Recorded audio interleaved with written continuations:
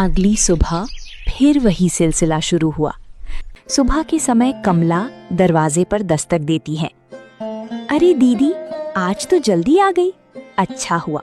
सुनो, आज मुझे मछली खाने का बहुत मन है। तुम जल्दी से झाड़ू पोछा कर लो, बर्तन मांज लो और फिर रसोई में जाकर मछली बना देना। लेकिन हाँ, मसाला अच्छे से पीसना। मछली एकदम स्वादिष्ट होनी चाहिए। मेरे पति को मजेदार खाना चाहिए। ठीक है बहन, जैसा तुम कहो। मैं जल्दी से काम निपटाकर मछली बना देती हूँ। सुमन चुपचाप झाड़ू पोछा करने लगी, फिर बर्तन मांझे और आखिर में बैठकर मछली पकाने लगी। वो आज भी मन ही मन सोच रही है, उसके बेटे मुन्ना को ये मछली बहुत पसंद है। सुमन मसाले कूटती है, प्याज लहसुन छौंकती है, फिर मछली तलकर बड़ी मेहनत से ढेर सारी स्वादिष्ट करी बनाती है। घर महक उठता है। माया आकर देखती है। वाह, आज तो बहुत अच्छी खुशबू आ रही है। चलो, खाना बढ़िया बना है आज तो, उनको मजा आ जाएगा। तुमने तो आज बहुत मेहनत कर दी। रानी और उसका पति आराम से बैठकर मछली खाते हैं। सुमन की आंखों में एक आस झलक रही थी कि शायद आज उसे भी रानी थोड़ी सी मछली देगी उसके बेटे के लिए। शाम के वक्त सुमन अपना काम पूरा करके घर जाने लगती है। रुको दीदी, आज तुम्हारे लिए भी कुछ है। ये लो, कल रात का बचा हुआ चावल और सब्जी पड़ी थी, तुम ये अपने घर ले जाकर गर्म करके खा लेना। सुमन ने बिना कोई शिकायत किए बासी चावल और गली हुई सब्जी की थैली उठाई और अपने घर की ओर चल पड़ी। दिन पर दिन ऐसे ही गुजरते गए। सुमन हर सुबह रानी के घर काम करने जाती और लौटते वक्त रानी कुछ ना कुछ बासी या खराब खाना उसे देकर भेजती। सुनो दीदी, कल तुम जरा सुबह सुबह जल्दी आ जाना। मेरे पति को व्यापार में बहुत बड़ा लाभ हुआ है, इसलिए कल हमारे घर पूजा का बड़ा आयोजन होगा। बहुत सारे मेहमान आएंगे, ढेर सारी मिठाइयाँ और पकवान बनने हैं। समझी ना, मुझे तुम्हारी पूरी मदद चाहिए। ठीक है बहन, जैसे तुम कहो। मैं कल सुबह जल्दी आ जाऊंगी। जो भी काम होगा पूरी मेहनत से करूंगी। अगली सुबह कमला जल्दी उठकर अपने घर का सारा काम निपटाकर जा रही थी। अचानक उसका बेटा घर के बाहर आ गया। माँ, आज तुम इतनी सुबह सुबह कहाँ जा रही हो? मौसी के घर तो तुम 8 बजे जाती हो, तो अभी कहाँ जा रही हो? और घर के सारे काम भी जल्दी खत्म कर दिए। क्या बात है माँ? बेटा, आज तेरी मौसी के घर बहुत बड़ा आयोजन हो रहा है। तेरे मौसा को व्यापार में बहुत लाभ हुआ है, इसलिए वहाँ पूजा रखी गई है। बहुत सारे मेहमान आएंगे और ढेर सारी मिठाइयाँ पकवान बनेंगे, इसीलिए मुझे आज जल्दी जाना पड़ रहा है। माँ, बहुत सारे लोग आ रहे हैं, तो मौसी ने मुझे भी तो बुलाया होगा ना? तुम मुझे लेकर क्यों नहीं जा रही हो? अरे बेटा, तेरे पिताजी की तबीयत ठीक नहीं है। अगर तू मेरे साथ चल जाएगा तो वो घर पर अकेले हो जाएंगे, इसलिए। ठीक है माँ, आज मौसी के घर मिठाइयाँ बन रही होंगी, वो हमारे लिए भी देगी ना? तुम लेकर आना माँ, मैं इंतजार करूँगा। तुम जल्दी आना। हाँ बेटा, बस तू अच्छे से रहना। मैं काम करके जल्दी लौट आऊंगी। और सुन बेटा, अपने पिताजी का ख्याल रखना। उनकी दवाइयाँ खिड़की के पास रखी हैं, उनको समय से दे देना।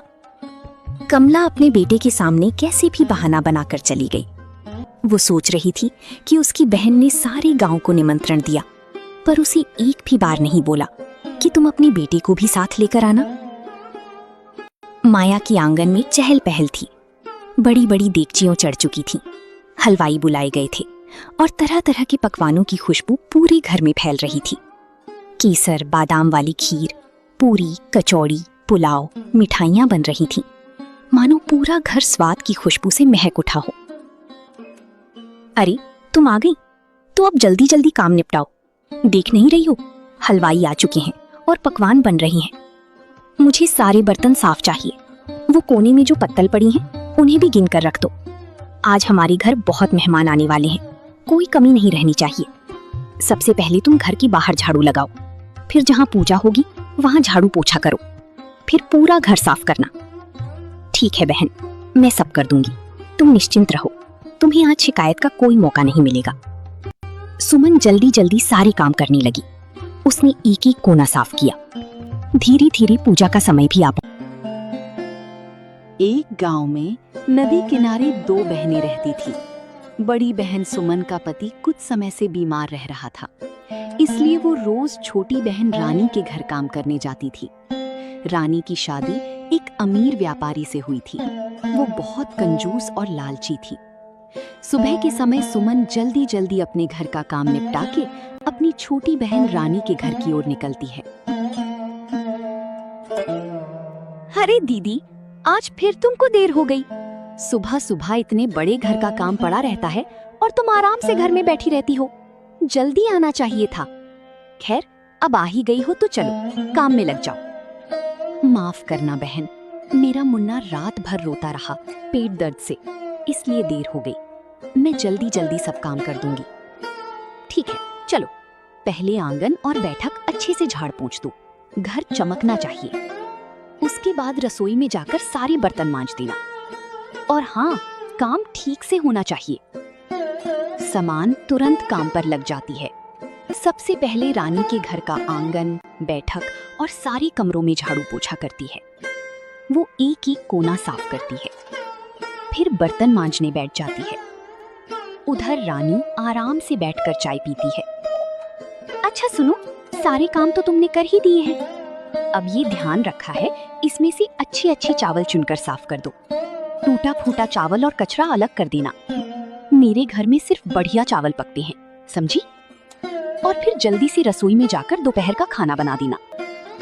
सुमन चुपचाप बैठकर चावल साफ करती है, फिर रसोई में जाकर खाना बनाने लगती है।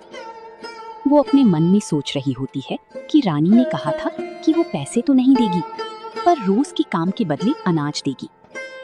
सुमन सोच रही थी, इन चावलों में से उसे भी थोड़ा मिलेगा।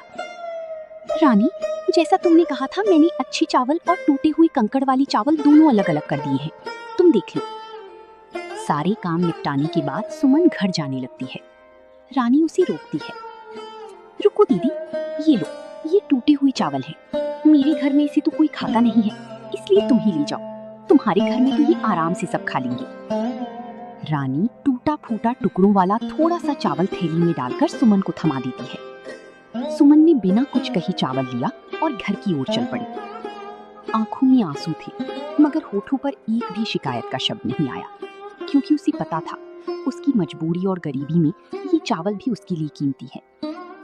सुमन घर जाकर वही चावल बनाकर अपने पति और बच्चे को खिलाती है।